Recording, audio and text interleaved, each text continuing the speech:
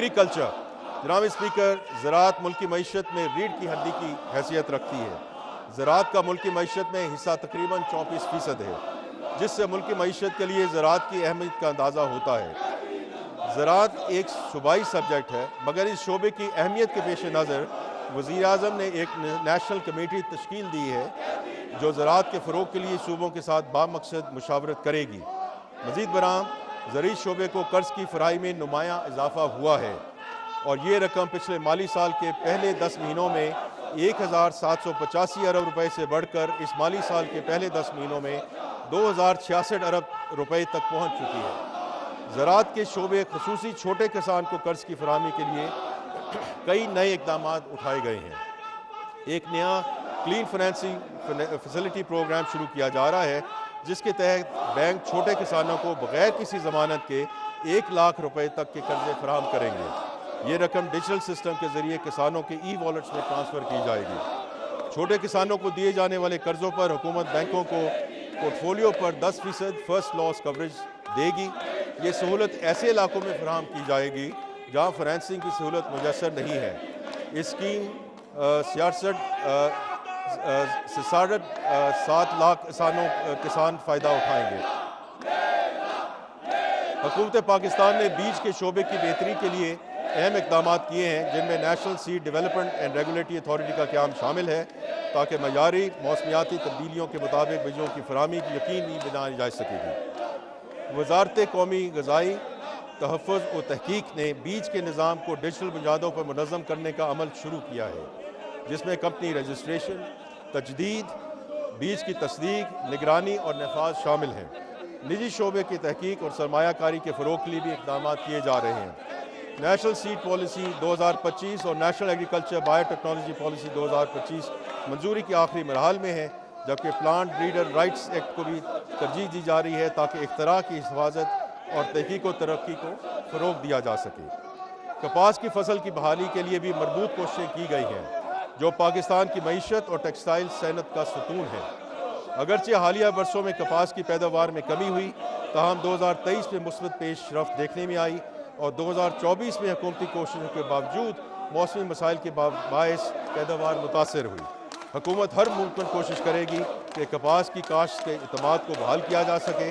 Agriculture کے حوالے سے ترقیاتی بجٹ میں شامل منصوبوں کی تفصیل میں آگے چل کر بیان کروں گا۔ Special investment facilitation council SIFC نے پاکستان میں سرمایہ کاری کے فروغ اور کاروباری ماحول کو بہتر بنانے کے لیے ایک مرکزی پلیٹ فارم کے طور پر نمایاں مقام حاصل کیا ہے۔ اس کونسل کے تحت توانائی، معدنیات، زرعی کاروبار، IT، فن ٹیک، انفراسٹرکچر، افرادی قوت کی ترقی اور سیاحت سمیت مختلف شعبوں میں 100 سے زائد اسٹریٹجک گرین فیلڈ اور براؤن فیلڈ منصوبوں کو تیز رفتاری سے آگے بڑھایا گیا، جس کے نتیجے میں مالی سال 2024-25 میں براہ راست غیر ملکی سرمایہ کاروں میں نمایاں اضافہ ہوا۔ نجکاری اور پبلک پرائیویٹ پارٹنرشپ اور نجی شعبے کے فروغ میں بھی SIFC نے اہم کردار کیا۔ بین الصوبائی اور بین الوزارتی روابط میں بہتری اور غیر ضروری ضابطہ جاتی رکاوٹوں کے خاتمے کے باعث SIFC نے سرمایہ کاروں کا اعتماد بحال کیا، نقل و حمل اور لاجسٹک کا نظام بہتر بنایا اور مالی سال 2025-26 کے لیے برآمدات پر مبنی صنعتی ترقی کے ایجنڈے کی مضبوط بنیاد رکھی۔ جناب اسپیکر، یہ بجٹ ایک کمپیٹیٹیو اکانومی کے لیے ترتیب دی گئی حکمت عملی کا آغاز ہے جو برآمدات کو بڑھائے گی، زر مبادلہ کے ذخائر میں اضافہ کرے گی تاکہ ادائیگیوں میں عدم توازن سے بچا جا سکے اور ساتھ ہی ساتھ اکنامک پروڈکٹیوٹی کو فروغ دیا جا سکے۔ مختصراً ہمارے بجٹ کی حکمت عملی یہ ہے کہ ہم بنیادی تبدیلیاں لا کر معیشت کے DNA کو تبدیل کریں۔ جناب اسپیکر، اب میں مالی سال 2025-26 کے بجٹ کے اہم خد و خال پیش کرتا ہوں۔ مالی سال 2025-26 کے لیے اقتصادی ترقی کی شرح 4.2% رہنے کا امکان ہے۔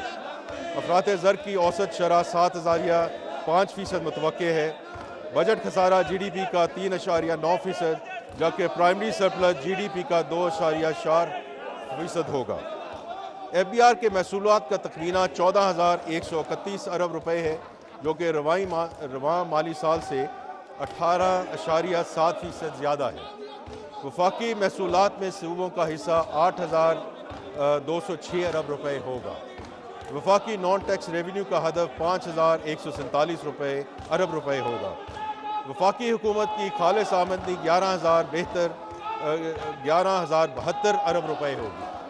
वफाकी हुकूमत के कुल अखराजात का तखमीना 17,573 अरब रुपए है, जिसमें से 8,207 अरब रुपए माकब की अदायगी के लिए मुख्तस हैं। वफाकी हुकूमत के जारिया अखराजात का तखमीना 16,286 अरब रुपए है। वफाक के पब्लिक सेक्टर डेवलपमेंट प्रोग्राम के लिए 1,000 अरब रुपए का बजट मुख्तस किया गया है। मुल्की दफा हुकूमत की अहम तरीन तरजीह है।